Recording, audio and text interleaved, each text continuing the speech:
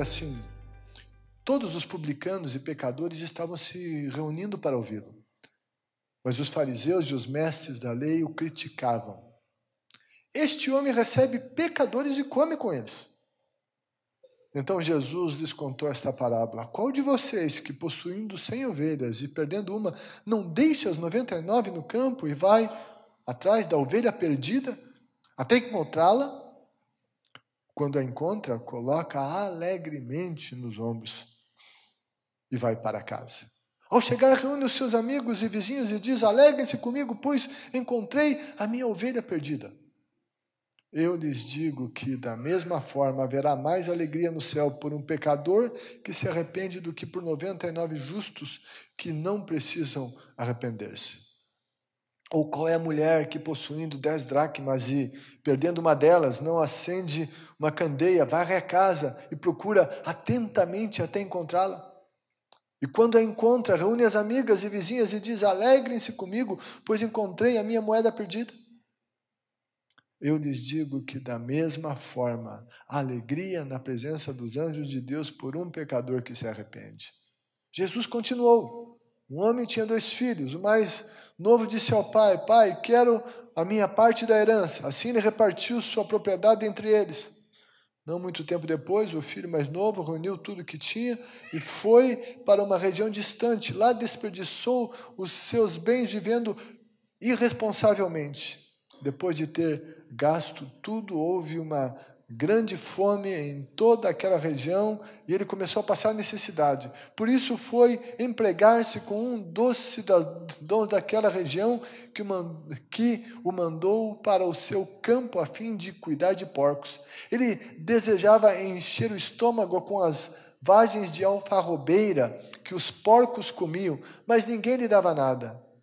Caindo em si, ele disse: quantos empregados do meu pai têm comida de sobra e eu aqui morrendo de fome?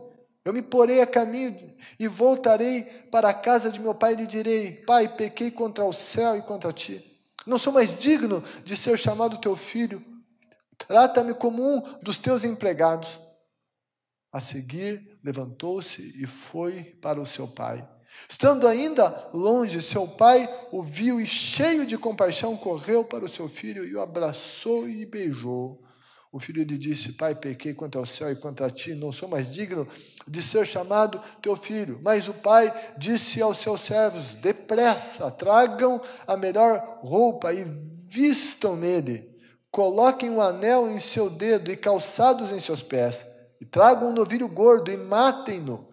Vamos fazer uma festa e alegrar-nos, pois este meu filho estava morto e voltou à vida, estava perdido e foi achado. E começaram a festejar o seu regresso. Fecha os olhos, Pai, fala conosco por intermédio da Tua palavra.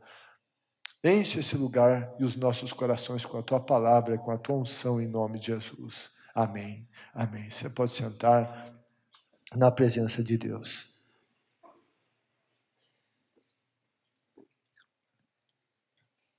Graças a Deus. Gente, Jesus, ele semeava a palavra de Deus no coração das pessoas, porque ele amava as pessoas. E ele queria conquistar essas pessoas para o reino de Deus. Ele buscava conquistá-las e buscava cuidar dessas pessoas. Jesus foi enviado por Deus com este objetivo: alcançar as pessoas para Deus e para o reino de Deus. Eu e você fomos alcançados por Jesus. Mas sabe de uma coisa? Jesus disse assim, tanto para mim como para você, em João 20, 21. Assim como o Pai me enviou, eu os envio. E Jesus disse que era para a gente aprender dele. Então, o Pai enviou Jesus, Jesus alcançou pessoas, nós fomos alcançados e a gente tem que fazer o mesmo, aprendendo de Jesus, e Jesus nos ensina sobre estas coisas. Jesus ele está aqui e ele vai contar essas histórias, uma primeira, uma segunda e uma terceira. Na Bíblia, números não têm virtude ou um poder, eles têm mensagens.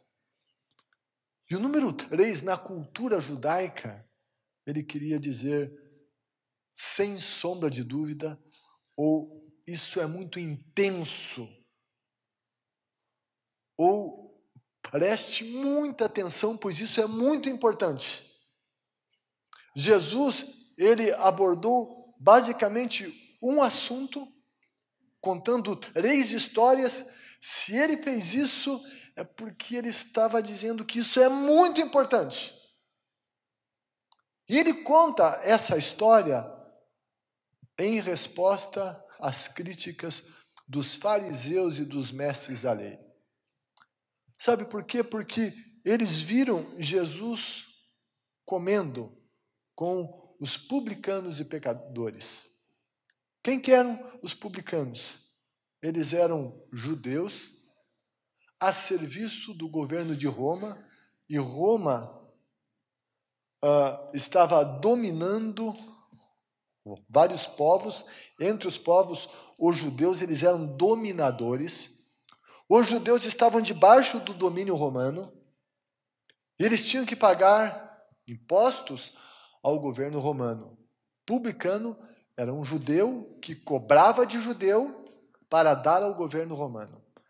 E os outros judeus tinham ódio dos publicanos e eles os colocavam como entre os piores elementos da sociedade, porque eram vistos como os traidores do povo, a serviço do dominador pagão.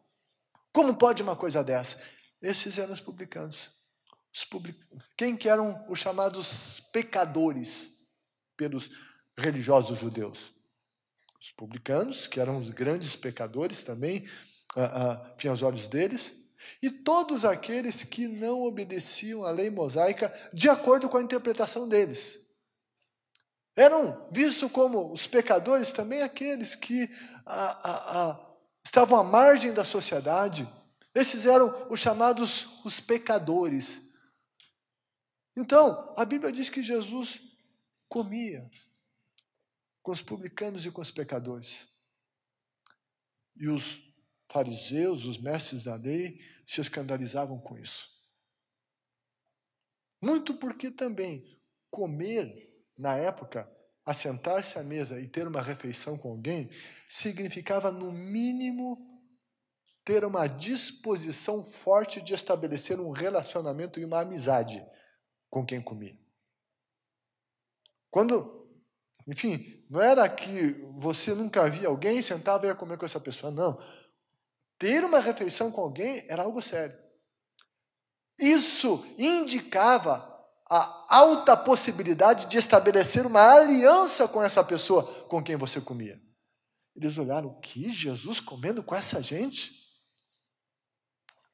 Eles censuravam Jesus. Como pode Jesus comer com essa gente? Olha o que ele está fazendo. Pois é. Jesus comia com pecadores. Ele não cometia o pecado dos pecadores, mas ele comia com os pecadores. Ele estabelecia relacionamento com essa gente que outros desprezavam. E aqueles líderes religiosos se consideravam os tais, os não pecadores, os santarrões, porque nós somos religiosos, tal. Essa gente aí não é igual nós, e eles se julgavam os caras e os outros eram desprezados por eles. Diante disso, da crítica desses homens, Jesus começa a contar uma história, e depois uma segunda história, e depois uma terceira história. E essas histórias, elas têm muitas coisas em comum, e nelas nós vemos que Jesus falou de amor e esforço para alcançar o perdido. Perdido. Nas 3 histórias tem essa expressão, o perdido, a ovelha perdida, a moeda perdida, o filho perdido, que na verdade não era um filho perdido, os dois estavam perdidos, só que um perdido fora de casa, outro dentro de casa. Mas é a história do perdido, do que se perdeu. E Jesus, ele veio para alcançar o perdido. Ele disse que ele veio para buscar e salvar o que se havia perdido.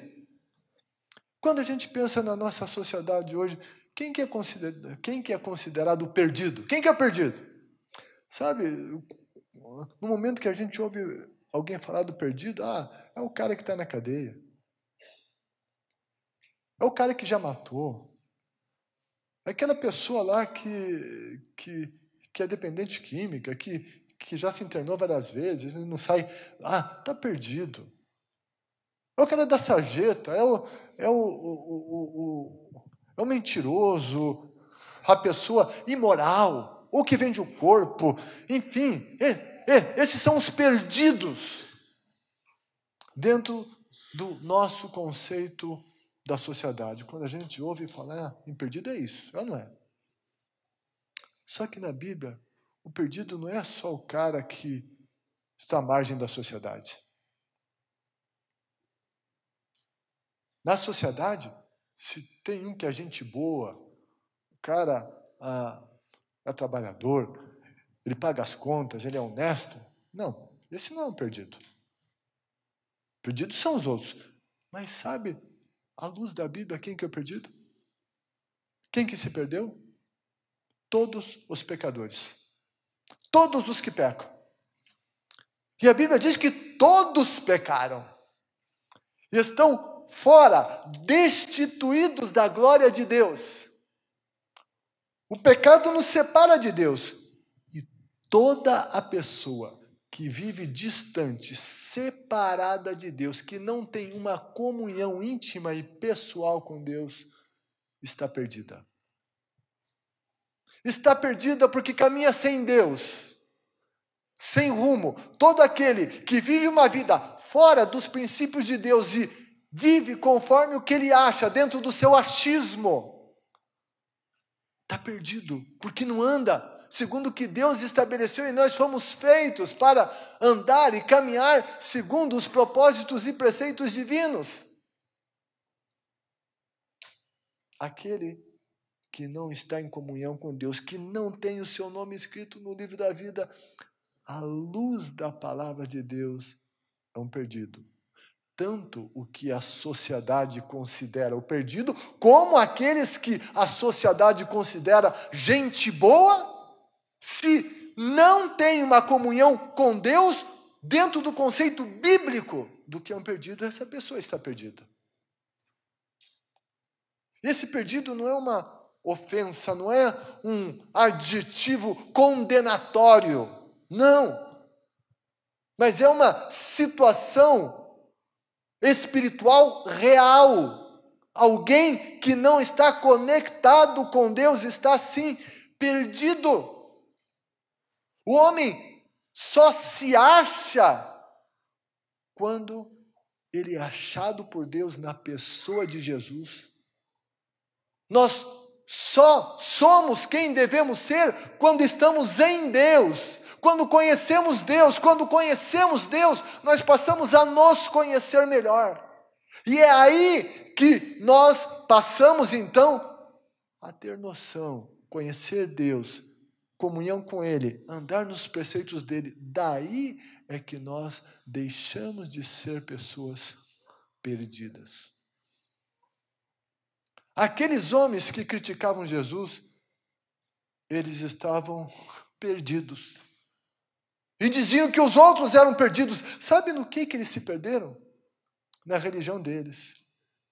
Eles achavam que porque eles cumpriam determinados rituais, esses rituais necessariamente os conectavam com Deus. Mas Jesus olhava para o coração deles e Jesus denunciou em vários momentos a situação e o erro do coração deles. E por várias vezes Jesus os conscientiza que eles estavam perdidos. Então, o perdido, à luz da palavra de Deus, é isso.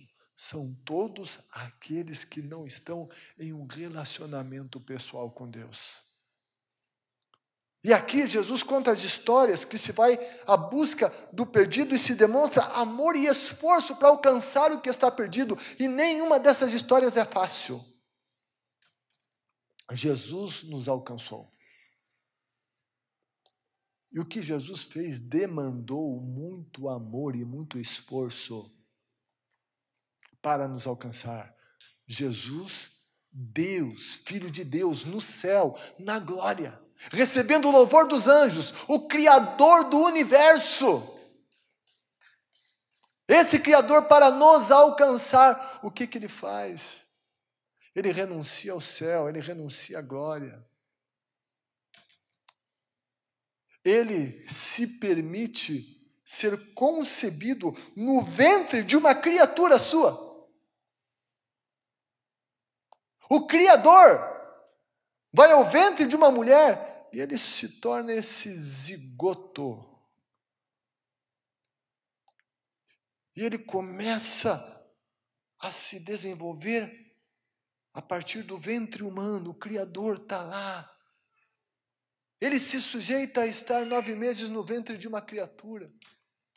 Ele se sujeita a ser parido por uma criatura, ele sendo o Criador.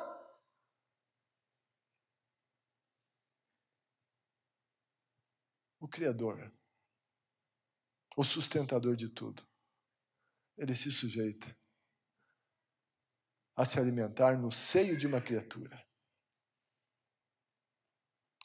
a viver nesse mundo. Deus fez isso. Sabe o que é isso? É amor e esforço para alcançar o que se havia perdido, para alcançar você e eu, para estabelecer um relacionamento com o Pai. Ele vir aqui nos ensinar o Evangelho, morrer em nosso lugar. Isso demandou amor e esforço. E Jesus conta essas histórias que falam, sim, de amor e de esforço. A primeira história contada fala de um pastor que tinha 100 ovelhas.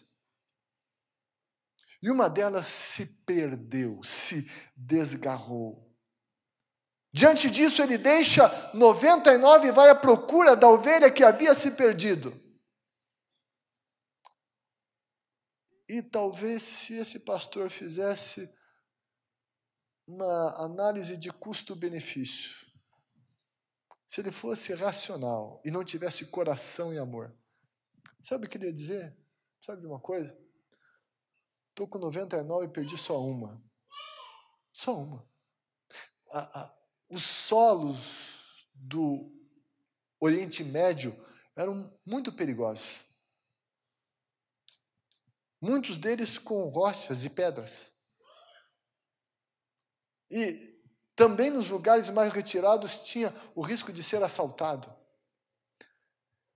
Espera aí, não é negócio, olha só, tem o risco, tem o tempo, tem o cansaço, o desgaste físico, por causa de uma metida lá que resolveu se desgarrar.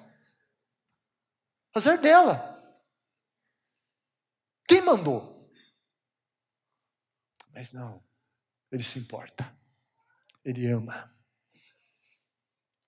Ele deixa lá as 99 no lugarzinho delas. Ele vai lá. Vai buscar esforço, amor. Não foi fácil. Ele foi lá para resgatar aquela ovelha. Como o Pai me enviou, eu envio vocês. É para resgatar gente. É para anunciar o Evangelho àqueles que estão distantes de Deus, que não estão em comunhão com Deus, aqueles que talvez estão se auto-enganando no nome de uma religião A, B ou C, mas que de fato não estão em comunhão com Deus. Esses estão perdidos. Jesus disse, como o Pai me enviou, eu envio vocês à busca de perdidos. Isso demanda amor, esforço. Ele conta a segunda história de uma mulher que tinha 10 moedas, 10 dracmas. Uma dracma era uma moeda de prata que equivalia ao pagamento de um dia de um trabalhador, de um trabalhador comum. Ela tinha 10, ela perdeu uma. E daí ela foi procurar essa moeda dentro da casa dela. Alguém diria, moleza, acende a luz, abre a janela, de dia. Não, mas ela não era assim, não. As casas da época não tinham janela. Não era de cerâmica o chão, nem de tábua corrida. Era de chão batido. A casa era escura e de chão batido. E achar uma moeda lá não era fácil. Ela também podia dizer, perdi uma, tenho mais 9. Mas essa mulher foi à busca da dracma perdida, da moeda perdida. Sem luz. O que ela usou foi uma lâmpada de óleo e não foi fácil a tarefa dela. Varrendo, cuidando, onde está a dracma? Alcançar o que está perdido é um desafio. Mas quem ama vai atrás. E se submete ao esforço necessário. A terceira história do filho que saiu de casa. Tinha um pai. E esse pai tinha que ter um esforço para não perder as esperanças. É o filho que pegou tudo, que pegou a grana que seria da herança, pegou de maneira adiantada, foi, saiu. Que dor no coração daquele pai. Quanto sofrimento, quanto choro contra a lágrima. E aquele pai tinha que ter um esforço para não perder as esperanças. E ele não perdeu as esperanças. Sabe por quê? Porque Jesus conta na história que quando o filho está vindo, o pai já o enxerga. Esse pai estava sempre na expectativa de que o filho voltasse. Ele nunca perdeu as esperanças, ele estava lá. Será que é hoje que ele vem? Será que é amanhã? Eu quero que ele volte. Amor, esforço. Quem são as pessoas que eu e você podemos encontrar? Quem são aqueles? Quem são aqueles que Deus quer nos usar, que estão distantes de Deus, que não estão em um relacionamento com Ele, que nunca estiveram, ou que quem sabe estiveram na família de Deus e se afastaram e precisam ser resgatados? Jesus está dizendo, quando ele conta essas 3 histórias abordando esse assunto, ele está dizendo que isso é muito importante. Tanto o pastor, como a mulher, como aquele pai, eles tiveram o resgate, a salvação. No entanto, não houve só, não é que o pastor achou a ovelha, sai daí, vem cá, volta. Não é que a mulher achou a moeda e a deixou num canto qualquer. Não é que esse pai viu o filho voltando, tá bom, entra aí, fica aí agora. Não. Teve amor, esforço e cuidado. Jesus disse que o pastor que achou a ovelha, ele pegou aquela ovelha e colocou nos ombros. E a carregou. E a Bíblia diz que ele fez isso com alegria. Com alegria. Carregou a ovelha com alegria. E se isso era de dia, uma ovelha, eu não sei qual que é o peso de uma ovelha, né? Não sei qual que é a média de peso, mas, cara, acho que o bichinho não é tão leve assim, né?